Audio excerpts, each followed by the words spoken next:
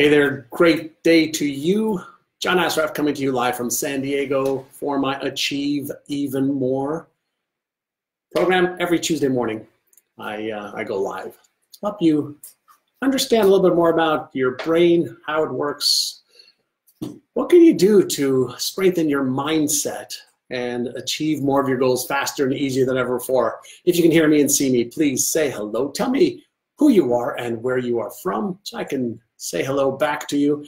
We're going to be talking about rewriting your body image story so that you can achieve greater health, more wellness and happiness. And let me know if you want that. Hit the like or the love button. Let me know that you can hear me and see me okay.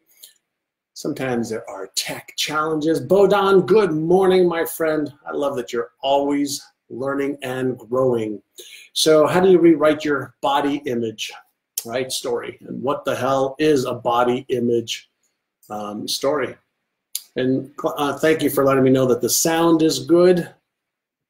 A lot of times people, early on in the year, they're focusing on health, losing weight.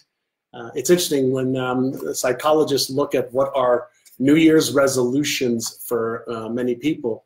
A lot of times it's around losing weight, getting healthier, having more energy, making more money, getting out of debt, stopping something or starting something.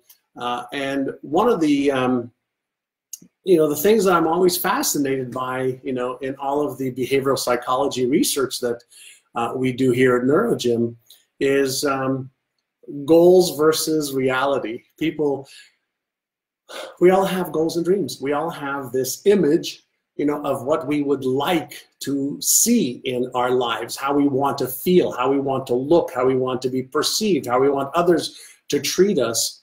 And self-image and body image formulates a really important part of our self-confidence. Would you agree with that? If you agree with that, hit the like or the love button. Now, I'm not saying that it's everything.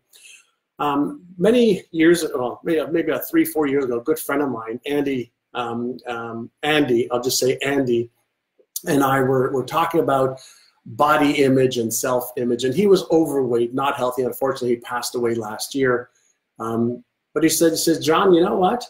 I'm sick and tired, he said to me, of walking by the mirror in my bathroom and not liking what I saw in the morning as I was, getting out of the shower. So he had a disempowering self-image of himself and body image of himself. And a lot of the research around body image that affects our self-image is we have this idea in our heads of what we want our body to look like, because then that would make us feel better about ourselves.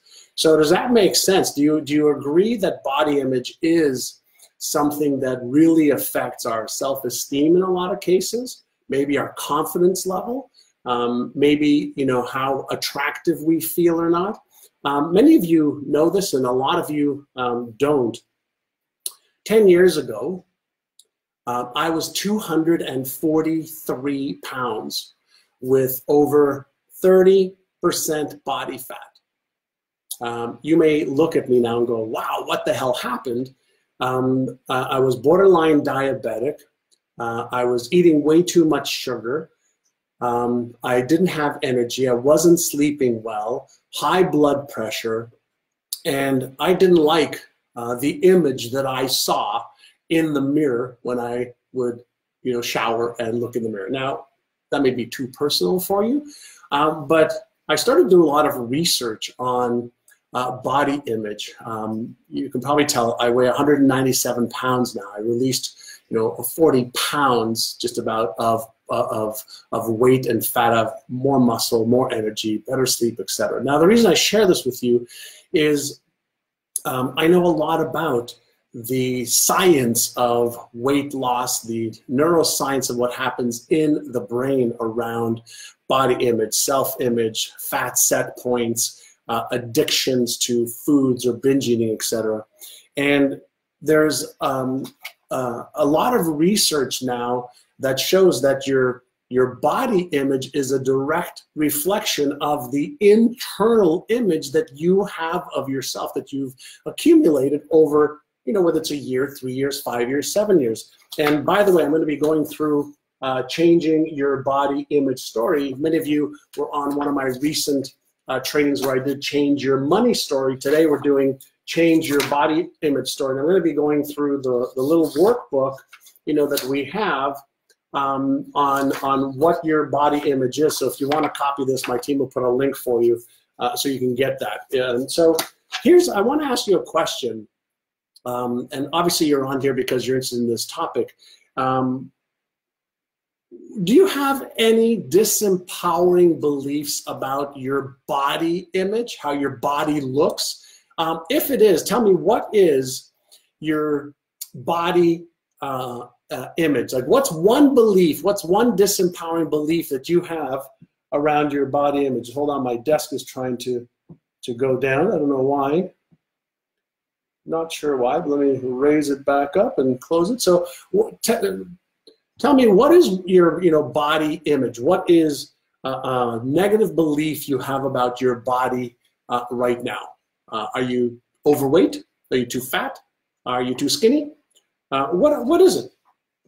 Right? And how is it affecting you? Because I'm going to share with you that the internal image, the neural network, the pattern that exists in your brain is driving all of your expectations.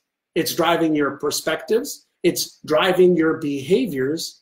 And more importantly, it is I call it the fat set point thermostat and the weight set point thermostat that is set. Do you agree with that? All right.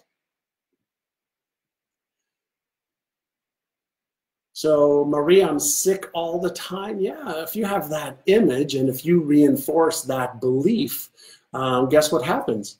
Your beliefs create your reality, right? So let's see. I'm heavy and sluggish. Thank you for being honest. Too short, okay. Comparison is my enemy. Yeah, mine too.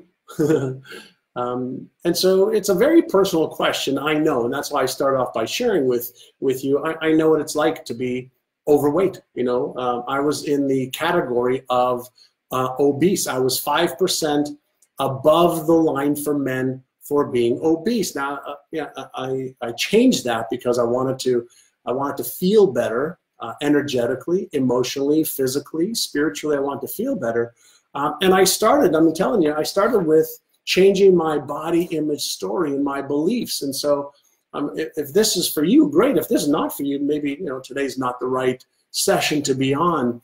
But here's what happens whenever we have an internal body image of ourselves. We have a conscious one and a subconscious one. And so let's say that you look at yourself in the mirror, or you just think about what is my body image of myself. That's our reality, right? That's our reality. We have individuals who are heavy and maybe fat or obese, and they see themselves as being skinny, and that's okay, or lean, or in really good shape. And there's other people who are skinny that hidden in the recesses of their subconscious mind, they actually see themselves as fat. And we see this all the time with some supermodels who are rail thin, but in their own mind, they think that they're fat. So what happens is whatever hidden self-image we have of ourselves, that is what drives the behaviors. So whatever self-image we have of ourselves at the subconscious level formulates the beliefs we have of ourselves, and the beliefs drive the behavior. Hello there to my friend Jeffrey Howard, right? And so the question is, how do you rewrite and how do you change your body image story and everything that goes with it, right? So there's the self-image, the beliefs that support that self-image, then there's the behaviors that reinforce it all. Does that make sense? If that makes sense, hit the like or love button on there so that I've got some feedback loops from you to me. And then I'm going to have you go through the first part of this is, what are the beliefs that form the premise of your current body image story? So I want you to write down as many beliefs as you can think of, okay? Write down as many beliefs. I believe, okay, that I'm overweight. I believe that my belly's fat. I believe. Let's get the beliefs out of your consciousness and onto a piece of paper so you can see them. And here's what I can share with you. There are two types of beliefs, okay? Number one is called an explicit belief. And number two is called an implicit belief. So an explicit belief is a belief that you can declare, that you can talk about. I believe this. But an implicit belief is what's really happening at the subconscious mind. And the subconscious mind is what's going to drive all of your thoughts, emotions, feelings, and behaviors over a longer period of time. We can override our subconscious through willpower and persistence, go on a diet, start exercising, sign up for the gym. But if we don't reprogram the subconscious implicit beliefs and self-image, then the implicit beliefs and self-image will override the conscious beliefs. It'll override the conscious vision, goals, or desires that we have. And so you have to reprogram, recondition, retrain that subconscious pattern in order for it to match the new belief that you have. Does that make sense? Does that make sense? Let me tell you something. Many of you know that my passion is the neuroscience and the neuropsychology of all this, which means that we're studying neural circuits. You know, what circuits turn on? Motivational circuits. What circuits turn off and why? What is driving your thoughts, emotions, and behaviors? So as opposed to just think about, here's my thoughts, emotions, behaviors, like what's causing you to start and stop? What's causing yo-yo dieting? What's causing, eating healthy for 1 or 2 or 3 days or 1 or 2 or 3 weeks, but then reverting back to all your old habits, right? And so the real question that you should be asking yourselves is, if you want to change the result, your body image, how you look, how you feel, what you eat, what you do, the amount of exercise or movement you get or don't get, you have to go to the operating system that is beneath, okay, your level of consciousness, but you can access it through conscious decision making and reprogramming some of your subconscious mind. So the first phase of this is, let's take what's conscious and unconscious and put it on a sheet of paper, all right? And then the other part is, the second page of this, right, is what do you believe to be true about your body? Is it easy to eat? And that should be healthy. Sorry, I just saw that. Is it easy to eat healthy? Is it easy or hard to release weight and keep it off? Is beauty, whatever your definition of beauty is, only reserved for certain types of people? Do you criticize your body or do you love it? Now, I'm really big on radical honesty and transparency with myself and others. Radical honesty and transparency. Now, the key here, I just want to make sure that we get one thing right. I don't give a shit on what you see on television and what you see in magazines or what people's expectations are. Here's the only thing I care about. Do you feel good in your skin? Do you enjoy, do you appreciate who you are? Do you appreciate how you look and how you feel? Regardless of what anybody else says or expects, the number one thing that you should be focused on, do I feel good?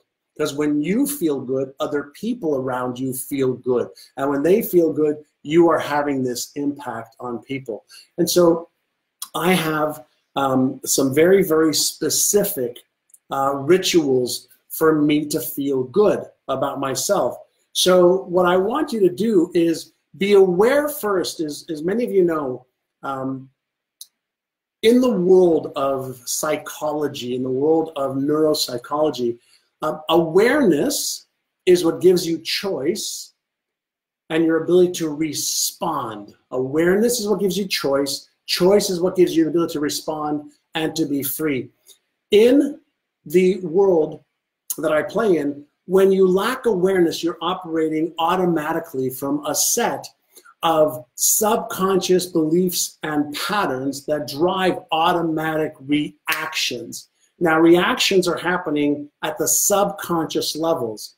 Responding happens at the conscious level. So the key to the whole process, the beginning of the whole process, is radical transparency and honesty first, awareness, and then choice. So next part of this is, can you remember what event or events helped you acquire these beliefs about your body or image? Was it trauma when you were a child? Was it circumstances that just got out of hand? You were a father, a mother, you got busy, you just let it get out of hand. You didn't have time to really focus on your health.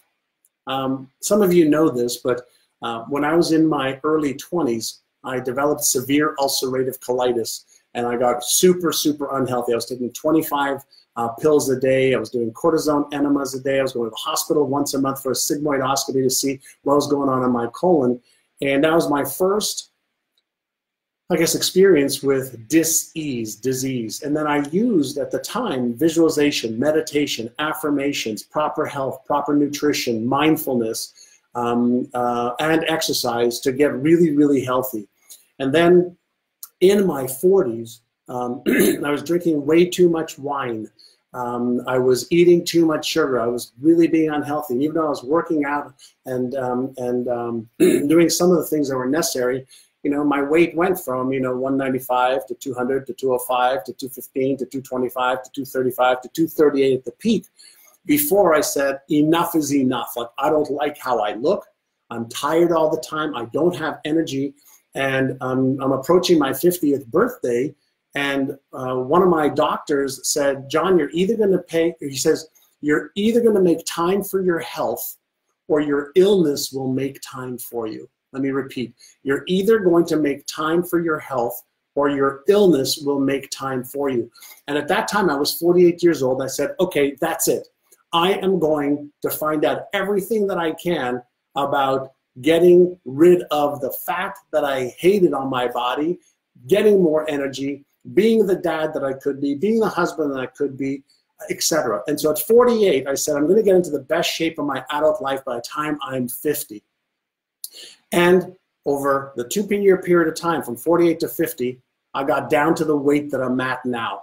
Now, you may think, well, how did you do that? And the answer was, I worked on the inner game first, while I decided to change my diet, while I upgraded my exercise routine on a daily basis. But I made a decision to change my physique and my energy and my health for my life, not as a result of going on a diet or exercising.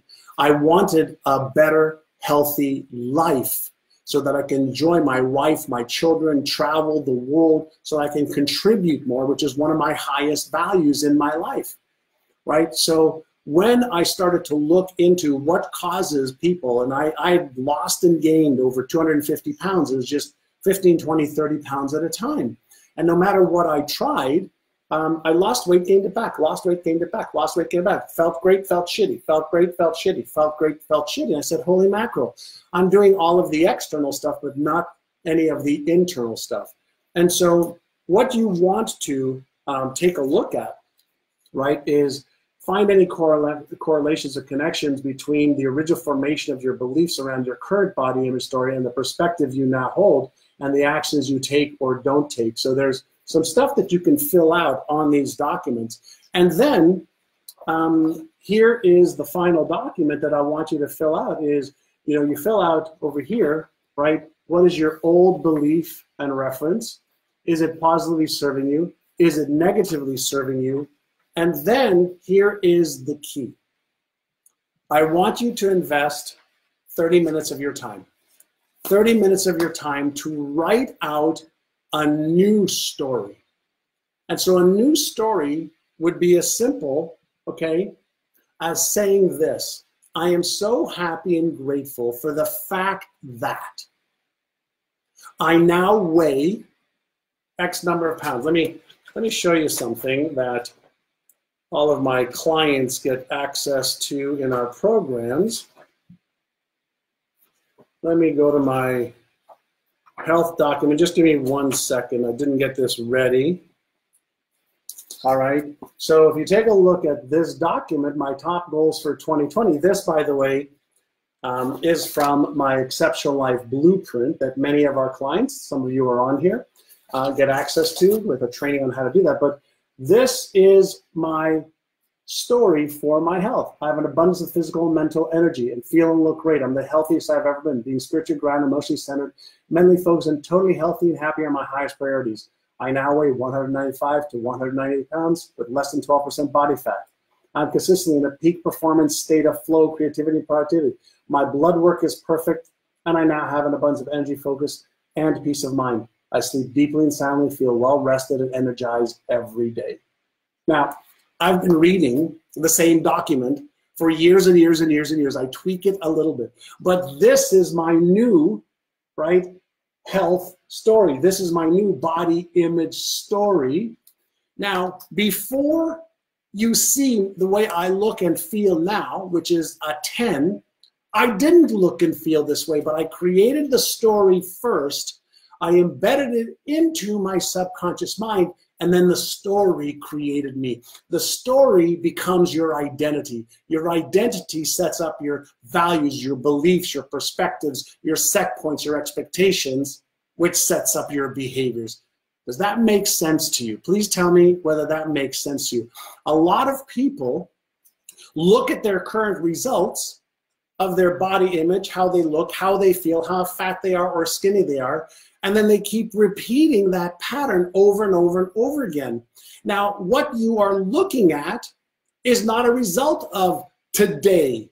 It's a result of what you did or didn't do in the past. So why not cognitively prime, train your brain to have a new focus, new beliefs, a new story, and then ask yourself, what do I need to do in order to make this story and belief and vision my reality? What diet do I need to be on? What exercise program do I need to be on?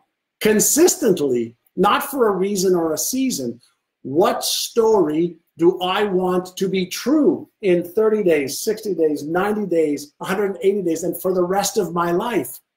See, the mistake most people make is they look at the current results, and that reinforces all of their current beliefs, habits, perspectives, identity, and story, which then recreates more of the same. Why not start with a new story that may not be true right now, and then train your brain to make that story a reality through your thoughts, emotions, feelings, and behaviors? Does that make sense? All right, so thank you, Norlin.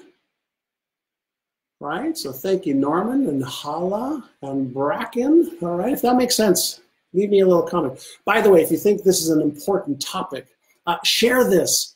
All right, this isn't about your weight, okay? It's about mindset and emotional control. It's about you having confidence and certainty in your ability to control your life, to manage your thoughts, emotions, feelings, sensations, and behaviors. It's the inner game that causes the outer world of results. Learn about the inner game, manage your thoughts and your emotions and your beliefs, and then you will master them. And when you master them, you master your life. All right, so if you want a copy of this, there's a link below. We offer that as free. I always invite you to join any of our programs. We have some amazing programs at Neurogym to strengthen your mindset and upgrade your mental and emotional skills so you achieve your goals faster and easier than ever before. And if you like this, share this, all right? Let me see, I've got an extra minute or two today to answer any questions. So I'll say hello for you. If you have a question, you can ask me in the chat over here. So, hi, Ayelet. Hi, Peter. Hi there, Thomas and Ramya and Barty and Joe. Hi there, Patricia. Nice to have you on. Yes, please share this. Thank you. Jolanta. All right, so the story to be true is the story of reality we believe in. Man, it by thoughts and emotions and behaviors. You have to match your thoughts, emotions, and behaviors. Think of it this way. You use your head for choosing what you want in imagination. You choose your heart to connect with why you want to achieve it, and you use your gut, the intelligence in your gut, to be able to direct you in the right direction. All right, Moreno, how do you stay consistent? Great question. So you create systems and processes to stay consistent. So initially, when I knew that I needed some help, I hired a trainer to come to my home to help me maintain the diet, the exercise, etc. So I created the environment with my wife, my children, my family, and I hired a trainer. You can have an accountability partner, whether it's your children, a friend, a brother, or a sister. So you create processes and systems and an environment around you to be able to do that. Dijon, intermittent fasting is awesome and amazing. I'm actually in the beginning week of an intermittent fast when I am reducing my total caloric intake. I do that probably 3 times a week. I do intermittent fast where I keep my eating window to about 6 hours. And so I eat all of my meals in 6 hours, or 8 or 10. So there's a variety of different intermittent fasts you can do. I do a week-long low calorie intermittent fast 2 to 3 times a year. All the research suggests that it activates stem cell growth, lowers low density lipoproteins in the body, moves you into ketone burning instead of sugar burning for energy, which is a totally different system that the brain uses for energy, and your body is also very, very big on intermittent fasting. So that's for you, Dijon. All righty, so let me see. How do you overcome or work around others who may not be supportive in your desire to change? So Joanne, I let them be what they want to be, and I just focus on what I want to be and putting the systems and processes in place for me. And so I put a shield around myself around negative people that don't support my dreams and goals or want to sink my boat. I eliminate them from my environment as much as possible. If they happen to be a family member, I love them from afar. I want people who support my goals, my dreams, and my vision and my purpose. All right. All right, let's see. Let's see. Hi there, Hoshang. Does this help you? Okay, we talked about the inner game and the outer game today. And so for those of you who missed some of this, watch the replay as soon as I'm done. You watch the replay. Moreno, so I've got a few different books. My newest book is called Inner Size, The New Science to Unlock Your Brain's Hidden Power. And I have 8 brain training audios that go with it. Go to ignitemybrain.com. Can somebody type in ignitemybrain.com? You can get my book Inner Size. My other book is called Having It All, New York Times bestselling books. Is about setting goals, achieving goals, using quantum laws to achieve your goals. Then I have my book The Answer. All of them are available on Amazon. But what you want to do, if you buy the book Inner Size, you can get some brain training audios that we normally sell for $197. So go to ignitemybrain.com. If somebody could type that in, that would be great. Hi there, Maria McNeil. Thank you, Dijon. I appreciate that. Elizabeth, good day. All right. And if you live with them, you just have to focus, on you. The only thing you can do is focus on yourself. The only thing you can do is focus on creating the environment for you, okay? And that's what you can do. And I think my team just put a link in there, or Safika, hello there, young lady. Adish, you're welcome. Please share this. If you like my work, share this. Every Tuesday morning, I do my Achieve Even More show. I pick a topic that I think will help you with the latest neuroscience and neuropsychology on how to go deeper than the surface. Listen, if you want to succeed in life, go deeper than the surface. All right, there's a lot of fun on the surface, but go deeper to understand what's really causing my results, right?